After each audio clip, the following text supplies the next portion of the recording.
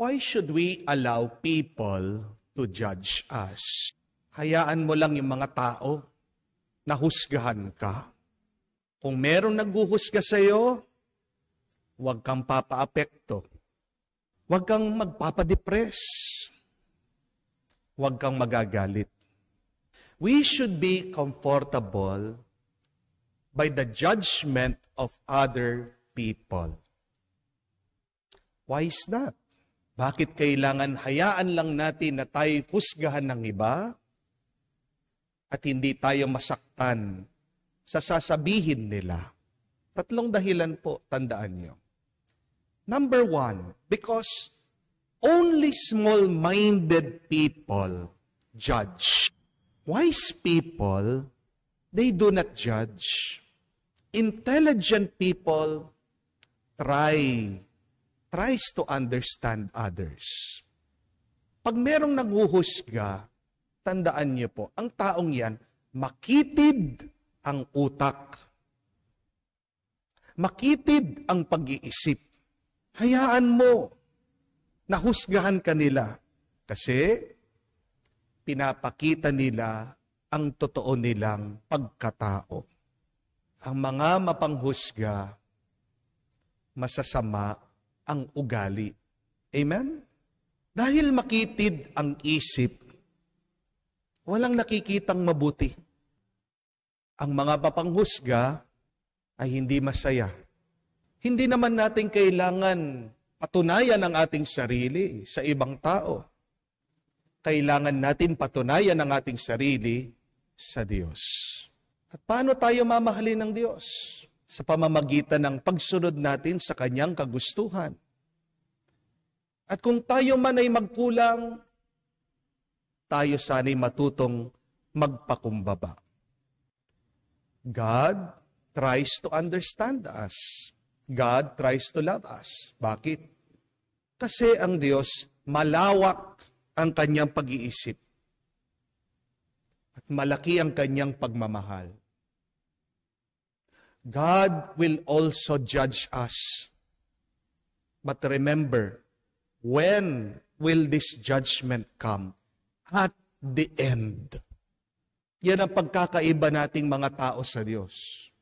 Ang Diyos, pinipigilan muna niya ang kanyang paghuhusga. Kasi alam ng Diyos, hindi pa naman tapos ang kwento ng tao eh. Pero tayo mga tao, agad tayong naghuhusga. Hindi pa naman tapos ang kwento. Allow people to judge you because these people are small-minded. But secondly, people who judge you are proud people. Allow people to judge you because they are proud. Natandaan po natin, pag meron kang kayabangan, pag meron kang kataasan, ang susunod dyan ay pagkabagsak. Yan ang tinuturo sa atin ng Panginoon. Those who exalt themselves will be humbled. Sabi ng Biblia, after the pride comes the fall. Hayaan mo lang ang ibang manghusga sa iyo. Kasi darating din ang oras, sila ay huhusgahan ng Diyos. What should you do when you are being judged? Continue doing the good that you can do. Leave people who judge you because they are not loving people. Sabi nga po ni Mother Teresa, when you judge others, you do not have time to love. Hindi kayang magmahal ang isang taong nanghuhusga. Dahil ang kabaliktaran ng panghuhusga ay pag-uunawa at pagmamahal. Pero pangatlo at kahuli-hulihan, hayaan mo na husgahan ka ng ibang tao kasi ang mga taong mapanghusga hindi payapa. Kung palagi mo na lang iniisip ang panghuhusga ng iba, mapapagod ka. Kahit naman anong gawin po natin, di ba? Huhusgahan at huhusgahan tayo. Kaya, ano pang saysay na palagi mong iniisip, palagi mong inaalala, kung ano sasabihin ng ibang tao, kung mauubos lang ang oras mo sa kanila at mawawalan ka ng oras sa dapat mong gawin sa iyong buhay. If people will always judge you, then do what you think is right and good.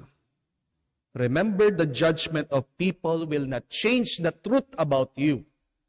Kahit nasabihan mo ang bundok na pangit, hindi naman mag-iiba ang itsura ng bundok. Di po ba? Kahit nasabihin mo ang bulaklak, mabaho, hindi mag-iibang itsura ng bulaklak. Bulaklak pa rin yan. Sana ganyan din tayo mga tao. Kung makakarinig ka ng masama galing sa ibang tao, sana wag niyang baguhin yung kabutihan na tinanim ng Diyos sa iyo. Only one judgment should matter to us. And what is that? It is the judgment of God. Why should we stop listening to the judgment of people? Because it will distract us from God's will. Tandaan niyo po, ang boses, ang opinyon ng ibang tao ay hindi boses at katotohanan, kagustuhan ng Diyos. A gentle reminder that your judgment of other people does not make you righteous. Yan ang sinasabi ni Jesus sa kanyang kwento. Ang isang tao na nagmamataas, nagyayabang sa Diyos sa kanyang panalangin, hinuhusgahan yung makasalanan. Sabi ng Panginoon, umuwi siya, hindi siya matuwid. When we judge people, it does not make us righteous. When we judge people, it does not make us good and holy before God. It is a great disservice that we do to our part. Lalo mo pang binababa ang iyong sarili sa mata ng Diyos. Pag hinuhusgahan mo, kinukutya mo, minamaliit mo ang ibang tao. Pero ikaw ay magiging mas matuwid, mas mamahalin ka ng Diyos kung marunong kang magpakumbaba sa Kanya. Do not let the judgment of other people affect you, but allow God's judgment on you affect you. At paano dapat tayo maapektuhan ng paghuhusga ng Diyos? Dapat naisin natin maging mas mabuti, maging mapagmahal, at maging mas makamuka